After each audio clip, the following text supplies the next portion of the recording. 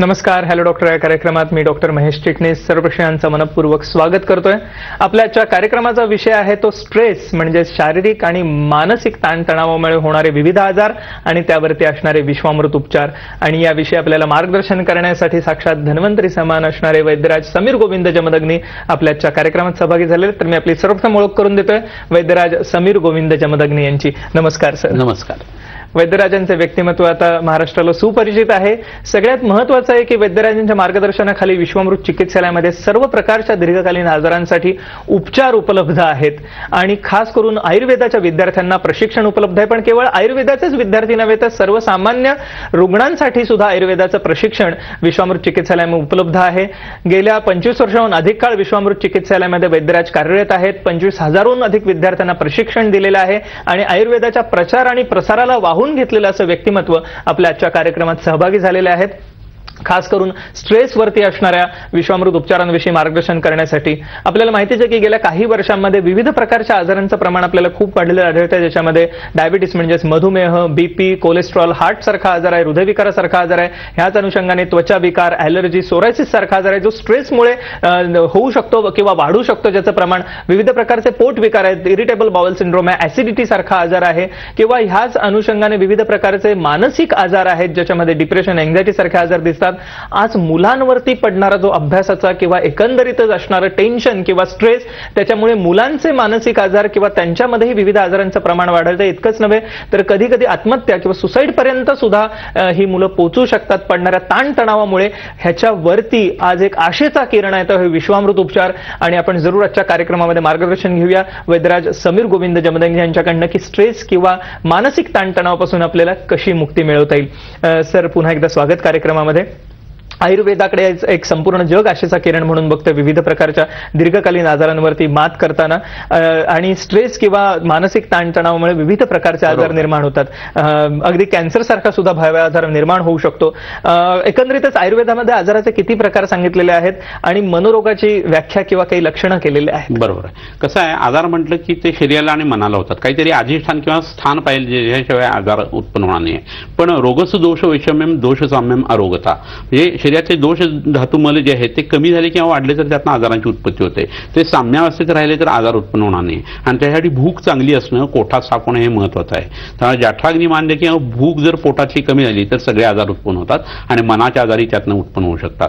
असं आहे की दोन मुख्य आजाराचे प्रकार सांगितले, एक शारीरिक व्याधी आणि दुसरा मानसिक व्याधी.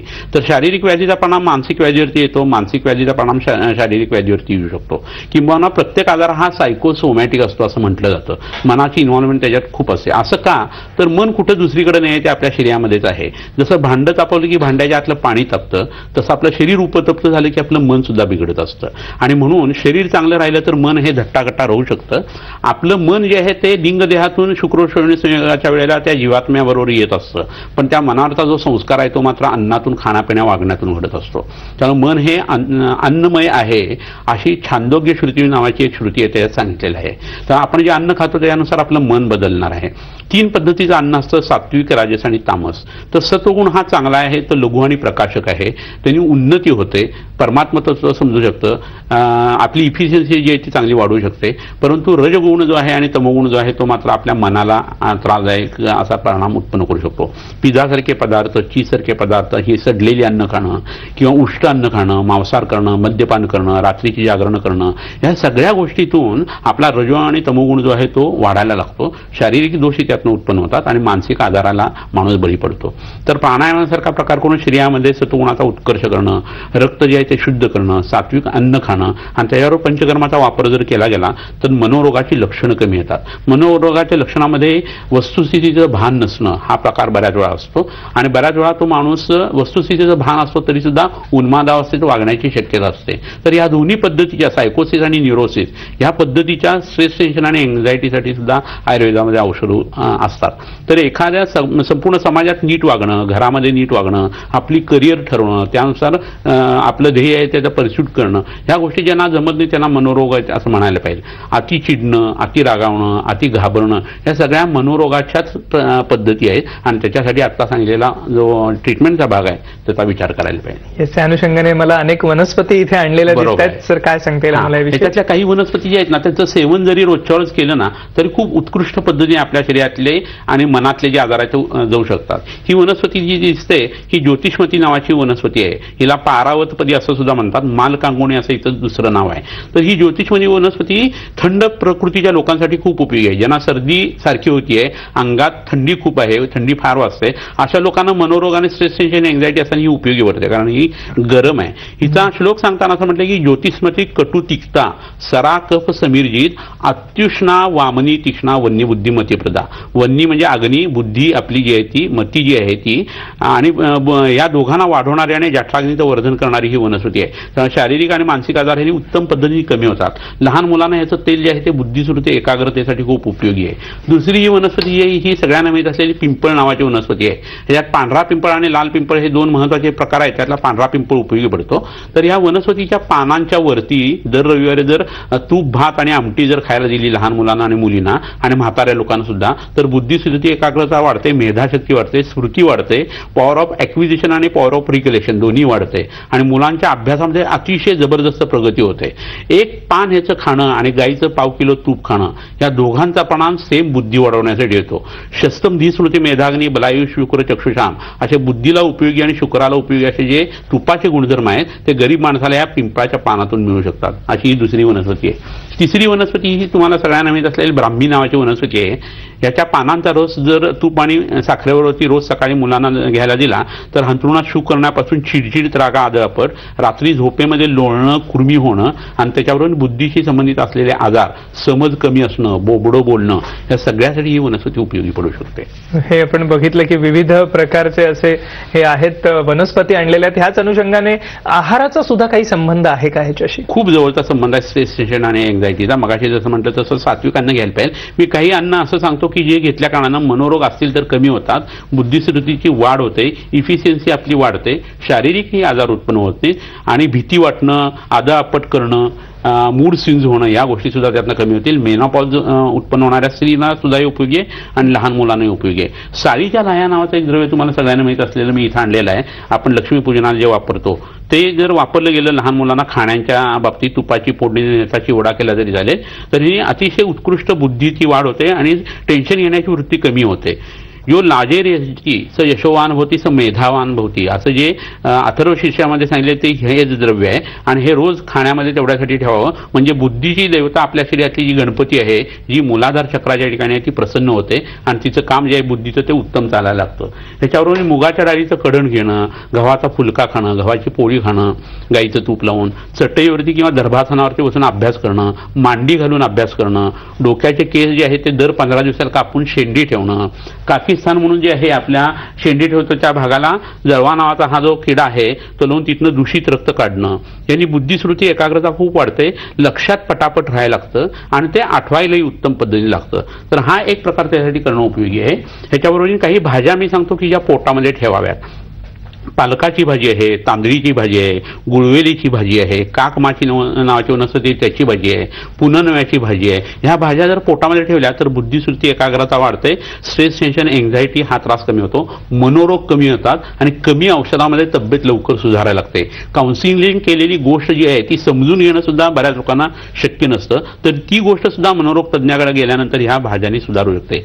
कोहळ्याची भाजी, दुधी भोपळ्याची भाजी, पांढऱ्या वांग्याची भाजी, काकडी, त्याच्यानंतर सुरण जो आहे तो आणि तोंडलं मात्र कधी खाऊ नये. अशा लोकांनी कांदा लसूण आणि तोंडलं हे वर्ज्य करावं, विलायती केळी खाऊ नये. ह्या गोष्टी जर केल्या गेल्या तर बुद्धिस्मृतीचीही वाढ चांगली होते, स्ट्रेस टेन्शन एन्झायटी कमी होते आणि मनोरोग उत्पन्न होण्याची मनाची जी भूमी आहे तिचीच मशागत झाल्या कारणाने त्या माणसाला मनोरोग होत नाहीत. ओके, सो हे आपण जाणून घेतलं की कशा रीतीने ताणतणाव आहेत किंवा मनोरोग आहेत त्यांच्यापासून मुक्त जीवन आपण जगू शकता, ज्याच्यामध्ये आहार विहार आणि अनेक वनस्पतींचा वापर सांगितलेला आहे. त्याचप्रमाणे जलौकाचरणासारख्याही आपण या ठिकाणी बघितली की कशा रीतीने जलौकाचरणामुळेही आपल्याला मानसिक आजारांपासून मुक्ती मिळू शकते. अर्थातच ह्यावरती असणाऱ्या उपचारांची अधिक माहिती आपण घेणार आहोत एका छोट्याशा विश्रांतीनंतर.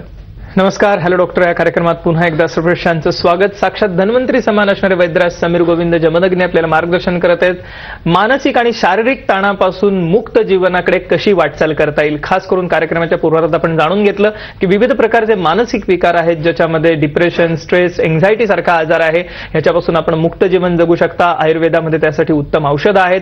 पण ह्याच्या व्यतिरिक्त ताणतणावामुळे होणारे जे शारीरिक आजार आहेत, ज्याच्यामध्ये विविध प्रकारचे आपल्याला आजार गेल्या काही वर्षात बळावलेले दिसतात, ज्याच्यामध्ये डायबिटीस म्हणजे मधुमेह आहे, बीपी आहे, कोलेस्ट्रॉल सारखा आजार आहे, हृदयविकारासारखा आजार आहे. पण इतरही जे आजार आहेत ज्याच्यात त्वचा विकार दिसतात आपल्याला, सोरायसिस सारखे आजार दिसतात, आयबीएस सारखा आजार दिसतो, ऍसिडिटी बऱ्याच प्रमाणात आपल्याला माहिती आहे, हरिवरी करी म्हटलं जातं, ज्याच्यामध्ये वरी किंवा चिंता ह्या कारणामुळे अनेक प्रकारचे आजार आपल्याला झालेले दिसतात. ह्याच्यावरती सुद्धा मात करता येणं शक्य आहे. ते कसं आपण जाणून घ्या वैद्यराजांकडनं. अर्थातच ह्याविषयी आपल्याला अधिक प्रश्न विचारायचे असतील तर पुढे जे संपर्कासाठी नंबर बघतात त्यावरती जरूर फोन करा. विश्वामृत चिकित्सालयामध्ये सर्व प्रकारच्या आजारांवरती उपचार उपलब्ध आहेत आणि विश्वामृत चिकित्सालय पुणे आणि मुंबई या दोन्ही ठिकाणी कार्यरत आहे. पुन्हा एकदा कार्यक्रमाकडे वळत असताना सर, आपण आता सांगितलं खास करून आणि लहान मुलांच्या असणाऱ्या स्ट्रेस, एन्झायटी विषयी कशा रीतीने आपल्याला त्याच्यावरती मात करता येईल आणि बौद्धिक क्षमता वाढवण्यासाठी सुद्धा उपचार आपण सांगितलेत.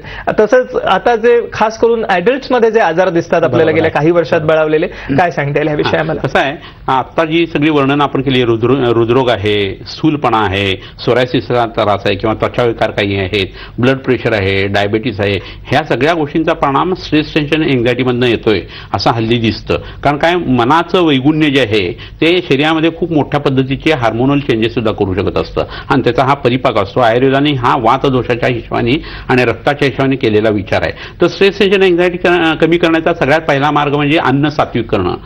आपण कोण आहे, कसे वागतो, आपलं वय काय, आपण कसं वागायला पाहिजे, आपल्या जबाबदाऱ्या काय, हे सकाळी उठल्यानंतर आणि रात्री झोपताना प्रत्येक माणसाने जर विचार केला तर मनाचे रोग होत नाहीत असं आयुर्वेदाने सांगितलेलं आहे. म्हणजे धी धैर्यात्मादी विज्ञानम मनोदोषौषधम परम असं वाग्भट संहितेमध्ये सांगितलेलं आहे. तर ह्या पद्धतीने वागणं हा दुसरा भाग झाला. म्हणजे आपोआप माणूस जो आहे तो जमिनीवरती येतो आणि मग तो विचार व्यवस्थित करायला लागतो. तिसरी महत्वाची गोष्ट म्हणजे प्राणायाम. प्राणायाम करत असताना नुसतं श्वास ज्यावेळेला घेतो तेव्हा 500 cc हवा आपल्या फुफ्फुसात जाते आणि रक्तामध्ये जात असते. पण तुम्ही जेव्हा प्राणायाम करता त्यावेळेला 3000 cc पर्यंत हवा जाते आणि मग त्याचा परिणाम म्हणून तुमच्या रक्ताचं शुद्धीकरण होतं, ओज वाढायला लागतं, बलवीर्य वाढायला लागतं, उदान वायू चांगला सक्षम होतो, प्राणवायू सक्षम होतो आणि तुमची मनाची फ्रेम ऑफ माइंड जी आहे तीच पॉझिटिव्ह बनून जाते आणि त्याचा इम्पॅक्ट संपूर्ण घरावरती येतो, मुलाबाळांच्यावरती येतो.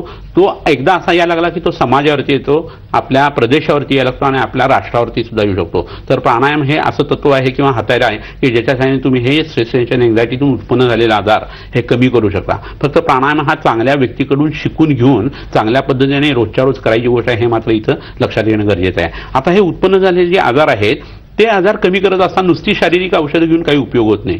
मधुमेह असं म्हटलं तर तो आम्लपित्त जिरून उत्पन्न होऊ शकतो. आम्लपित्त जे आहे ते स्ट्रेस टेन्शनमधनं येऊ शकतं. तिखटामिठाचे पदार्थ खाऊन झालेलं आम्लपित्त आणि मनाच्या वैगुण्यामुळे उत्पन्न झालेलं आम्लपित्त यांच्या औषधामध्ये खूप फरक असतो. आयुर्वेदाची विचारसरणी ही अशी आहे. तेव्हा आजार कशातून उत्पन्न झाला आहे, त्याची पॅथॉलॉजी किंवा संप्राप्ती काय आहे हे लक्षात घेऊन जर आपण औषध दिली तर सोरायसिससाठी, मधुमेहासाठी, रक्तदाबासाठी उत्तम पद्धतीची औषध आपल्याला मिळू शकतात. त्याच्यातला पंचकर्माचा भाग सुद्धा आपण वापरू शकतो आणि ह्या आजारापासून आपण पूर्ण मुक्त होऊ शकतो. तर मनाशी संबंधित आता ज्या ज्या वनस्पती दाखवल्या त्याचा वापर करताना मनाचा आजार झालाच का आणि कशातून तो उत्पन्न झालेला आहे, कोणत्या टेन्शनमुळे झालेला आहे, पित्त वाढून झाला आहे, वात वाढून झाला आहे का, कफ वाढून झालेला आहे, हे बघणं खूप गरजेचं असतं. काम, शोक, भयात वायू, क्रोधात पित्तम त्रयोमला असं म्हटलेलं आहे. म्हणजे षड्रिपू हे आपल्या मनाला त्रास देतात, पण काही पित्त वाढवतात, काही वात वाढवतात, काही कफ वाढवतात आणि त्याचा परिणाम आपल्या शरीर आणि मानस आजारांच्यावरती झालेला असतो. ते वैद्यच जाणू शकतो आणि त्याच्यानुसार त्याच्याकडून ट्रीटमेंट केली तर तुम्हाला उत्तम यश तुमच्या आजारांच्या बाबतीत मिळू शकतं. या ठिकाणी अनुषंगाने काही वनस्पती मुळं आहेत, ही आपण बघणं खूप गरजेचं आहे. त्यात ही सगळ्याला माहीत असलेली जी वनस्पती आहे ती अक्रोडा नावाची वनस्पती आहे. याचा आकार जर बघितला तर कवटीसारखा आहे आणि आतमध्ये जो मगज आहे तो आपल्या मेंदूसारखा आहे. तर पुरुषोयम लोकसंहिता म्हणजे जे पिंडामध्ये तेच ब्रह्मांडामध्ये किंवा जे ब्रह्मांडात तेच पिंडामध्ये असं जर लक्षात घेतलं तर ह्या वनस्पतीचं तेल किंवा अक्रोड पोटामध्ये घेणं हे मस्तिष्काचा ऱ्हास किंवा ब्रेन ॲट्रोफी जी 35 वर्षानंतर घडते ती यांनी कमीत कमी होते आणि तेवढ्यासाठी ह्याचं तेल नाकामध्ये टाकणं आणि पोटामध्ये घेणं हे इष्ट आहे. शौचाच्या गुदमार्गाचे आर्श किंवा मूळव्या जे आहेत ते सुद्धा याच्या तेलाने उत्तम पद्धतीने लावल्यानंतर कमी येत असतात. दुसरी एक उत्तम पद्धती वनस्पती या ठिकाणी आहे ही जटामावसी नावाची वनस्पती आहे. थंड प्रदेशाची काश्मीर सारख्या ठिकाणी उत्पन्न होते आणि त्याचं मूळ जे आहे त्याच्यावरती चहाचं जसं प्रोसेसिंग होतं पानावरती तसं प्रोसेसिंग करून ही वनस्पती बनवली जाते आणि ही सुगंधी वनस्पती आहे. मावसी तिक्ता कषायाच मेधाकांती बलप्रदा स्वाद्वी हिमा त्रिदोषास्त्र विसर्पदाह कुष्ठनूत असे जे गुणधर्म आहेत. तर ही उत्कृष्ट थंड वनस्पती आहे. उष्ण प्रकृतीच्या लोकांना ज्यावेळेस शारीरिक मानस आजार असतात त्यावेळी ही वापरायची असते आणि याने शरीरातलं विष कमी होतं, डिटॉक्सिफिकेशन होतं. पिगमेंट्स आणि आर्टिफिशियली फ्लेवर्ड गोष्टी ज्या आहेत किंवा प्रिझर्वेटिव्ह टाकलेले आणि टीन फूड जे आहे त्याच्यासाठी सुद्धा ही वनस्पती उपयोगी पडते. त्याचा जेव्हा आपल्या मनावरती वाईट परिणाम येतो त्यावेळेला. ही दुसरी वनस्पती जी आहे मगाशी तुम्हाला त्याचं झाड दाखवलं तर ही ज्योतिषमती नावाची बी आहे आणि हे दुधावरती किंवा तुपावरती सेवन केलं गेलं तर मोठ्या माणसांना स्थूलपणा जो टेन्शनमधनं आलेला आहे आणि मधुमेह जो आलेला आहे त्याच्यासाठी ही वनस्पती खूप उपयोगी पडते. ज्योतिषमती कटुतिक्ता सराक समीरजित अत्युष्णा वामनी तिष्णा वन्नी बुद्धिमती प्रदा असे जे गुण आहेत आणि थंड अशा प्रकृतीच्या लोकांना ही वनस्पती खूप उपयोगी पडते. पण हे अजूनही वनस्पती आणि असणाऱ्या एकंदरीतच शारीरिक आणि मानसिक ताणतणावापासून कशी मुक्ती मिळवता येईल ह्याविषयी आपण ही चर्चा अशीच चालू ठेवणार आहोत एका छोट्याशा विश्रांतीनंतर.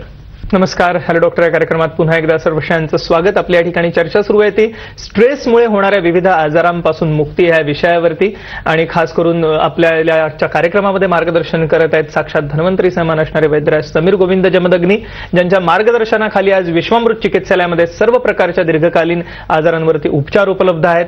अर्थातच याविषयी आपल्याला अधिक माहिती हवी असेल तर जे पुढे संपर्कासाठी नंबर बघतात स्क्रीनवरती ते जरूर टिपून घ्या, त्याच्यावरती आपले प्रश्न जरूर विचारा. पुन्हा एकदा कार्यक्रमाकडे सर वळत असताना आपण आता विविध वनस्पती आम्हाला सांगत होतात की कशा रीतीने स्ट्रेसवरती त्यामुळे मात करता येईल. अजून आम्हाला पुढे जाऊन काय सांगता येईल? दुसरी एक वनस्पती ही तुम्हाला सगळ्यांना माहित असेल आता हे आवळे यायला सुरुवात झालेली आहे. हे डोंगरी आवळे आहेत आणि याचा वापर च्यवन ऋषींनी तरुण होण्यासाठी 90 वर्षाचे च्यवन ऋषी बायोकेमिकल क्लॉक त्यांनी उलट फिरवलं या वनस्पतीच्या साहाय्याने आणि ते 25 ते 30 वर्षाच्या दरम्यान तरुण झाले असं वर्णन आहे. तर त्याच्यासाठी ही आवळा नावाची वनस्पती त्यांनी वापरलेली आहे च्यवनप्राशमध्ये. तर च्यवनप्राशसारखं हे जे औषध आहे त्याच्यामध्ये मुख्य प्रधान घटक हा आहे. तर हा आमलकीचं जर सेवन केलं गेलं तर प्रत्येक पेशीची उत्पत्ती स्थिती आणि नाश अशा ज्या सेलच्या अवस्था आहेत त्यातली स्थिती ही अवस्था याने प्रोलॉंग होते आणि त्यामुळे आयुष्याचं वर्धन होतं. अंगारच्या सुरकुत्या कमी होतात, केस जे आहे ते पुन्हा काळे होऊ शकतात. इतकं हे उत्तम औषध आहे. तर जवळच्या वैद्यांच्या सल्ला घेऊन तुम्ही हे करायला पाहिजे. ह्यानी मन आणि शरीर दोन्ही सक्षम होतं. कोणत्याही मनोरोगाच्या अवस्थेमध्ये आवळ्याचा वापर खडी साखरेवरती किंवा तुपावरती करणं किंवा च्यवनप्राशसारखं औषध घेणं हे खूप गरजेचं आहे. त्याच्यावरून दुसरी एक वनस्पती जी आहे ती म्हणजे हळद. तुम्हाला सगळ्यांना माहित असलेले हे हळदीचे ओले कंद आहेत. तर हळदीचं सेवन जर पोटात केलं तर त्यांनी रंग उजळतो असं म्हटलं जातं. रंग उजळणं, आवाज चांगला असणं हे उदान वायूचं काम आहे. उरस्थानम उदान असते नासा नाभी गला शरेत वाक प्रवृत्ती प्रयत्न ऊर्जा बल वर्ण स्मृती क्रिया. तर स्मृती चांगली होण्यासाठी ही वनस्पती खूप उपयोगी आहे. पोटामध्ये गेल्यानंतर ही आपल्या जाठाग्नीला प्रदीप्त करते. महत्त्व किंवा बुद्धितत्व हे तेजाचं आहे आणि अग्नी चांगला झाला तर तेज तत्व चांगलं होतं आणि मनाशी संबंधित आजार स्ट्रेस टेन्शन एन्झायटी या हळदीने कमी होते. त्यावेळेला ती दुधावरती किंवा तुपावरती घेणं हे इष्ट असतं.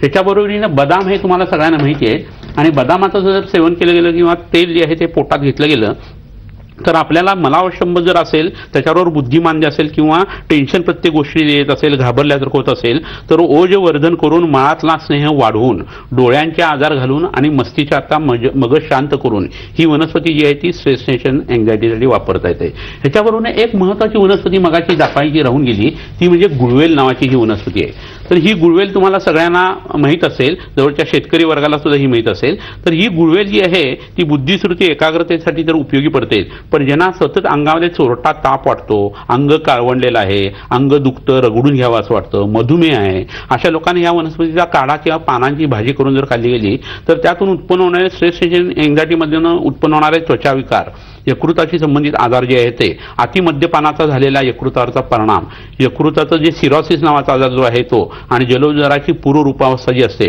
त्याच्यासाठी ही वनस्पती खूप उपयोगी पडते. या वनस्पतीच्या बाबतीत असं म्हटलेलं आहे की गुडची कटुका तिक्ता स्वादुपाका रसायनी संग्राहिणी कषायष्णा लघवी बल्याग्नी दीपनी. तर प्रत्येक माणसाला हे अमृत आहे असं लक्षात घ्या. स्वस्थ असताना सुद्धा आणि आजारी असताना सुद्धा ही वनस्पती जी ती वापरायला पाहिजे. आता एक शेवटची आणखी वनस्पती महत्वाची जी राहिलेली होती ती आपण बघूया. ती म्हणजे ही वेखंड नावाची वनस्पती आहे. त्याचं एक खाली खोड आहे आणि त्याला खाली मुळं सुटलेली आहेत. म्हणजे जे आपल्याला विकत मिळतं ते खोड असतं आणि ते उगाळून पोटामध्ये लहान मुलांच्या पासून म्हाताऱ्या माणसांच्यापर्यंत सगळ्यांनी जर वापरलं तर रुमाल विसरणं, किल्ली विसरणं, मोबाईल विसरणं, एखादी गोष्ट पटकन न आठवणं, विचार करत असताना विचारांचा गोंधळ उडणं, बॉस वगैरेच्या समोर गेल्यानंतर छाती धडधड उत्पन्न होणं, ह्याच्याबरोबर ह्या बला नावाच्या वनस्पतीचा वापर सकाळी आणि रात्री ही जर वनस्पती वापरली गेली तर मनाशी संबंधित जवळजवळ 90% आजार यांनी बरे होतात असं लक्षात येतं. येस सर, ह्याच अनुषंगाने जाता आता अग्निकर्म आणि पंचकर्माचाही वापर मी ऐकलंय आपण करता याच्यामध्ये कशा रीतीने? कसं आहे, गृहिणीच्या ठिकाणी पित्त जराकाला असतं तिथं मज्जा जराकाला म्हणजे ब्रेनचं टिश्यू तयार होतं की जिथं मन अभिव्यक्त होतं आणि हृदयाशी संबंधित काही घटना आहेत तिथं सुद्धा पित्ताच्या अतिरेकाने त्रास होतो. तर अशा वेळेस विरेचन नावाचा जो पंचकर्मातला भाग आहे तो शिरोधरा आणि त्यावर जर बस्ती केला गेला तर बुद्धिस्मृती एकाग्रता उत्तम होऊन स्ट्रेस टेन्शन एन्झायटी कमी होते. त्यातनं उत्पन्न होणारे शारीरिक आजार आणि मानसिक आजार हे पूर्णतः बरे होतात. गाईचं तूप जुनं जेवढं आहे तेवढं वापरावं, नाका टाकण्यासाठी वापरावं आणि अंगाला लावण्यासाठी वापरावं, तर मनोरोग हे कमी होऊ शकतात. येस, आपण या अनुषंगाने मार्गदर्शन घेतलं की कशा रीतीने आपण शारीरिक आणि मानसिक ताणतणावामुळे होणाऱ्या आजारांपासून मुक्त जीवन जगू शकतात, ज्याच्यामध्ये मधुमेह, बीपी, हृदयविकार ह्याच्यासारखे आजार आहेत. पण ह्याच्या व्यतिरिक्त पोट विकार आहेत, ऍसिडिटी सारखा आजार आहे किंवा ह्याच अनुषंगाने विविध प्रकारचे इतरही आजार आहेत. सोरायसिस सारखा आजार आहे, मानपाट कंबरदुखी, गुडघेदुखी सारखे विविध आजार आहेत. या सर्व आजारांपासून आपण मुक्त जीवन जगू शकता. पण त्यासाठी आपण विषामृत उपचारांची कास धरायला हवी. आपल्याला ह्याविषयी अधिक मार्गदर्शन हवं असेल तर पुढे जे संपर्कासाठी नंबर बघतात ते जरूर टिपून घ्या. विश्वामृत चिकित्सालय आता पुणे आणि मुंबई या दोन्ही ठिकाणी उपलब्ध आहे. या ठिकाणी आयुर्वेदाच्या विद्यार्थ्यांना प्रशिक्षण आहेच, पण याच्या व्यतिरिक्त सर्वसामान्य प्रेक्षकांसाठी सुद्धा ही एक महत्वाची गोष्ट आहे की आपल्याला सुद्धा जर का आयुर्वेदाविषयी अधिक माहिती हवी असेल तर पुढे आपण जरूर विश्वामृत चिकित्सालय संपर्क करा. वैद्यराज, आपण आमच्या आजच्या कार्यक्रमात सहभागी झालात, अनेक अमूल्य मार्गदर्शन सर्वेक्षण केलं त्याबद्दल मनपूर्वक आभार. धन्यवाद. नमस्कार.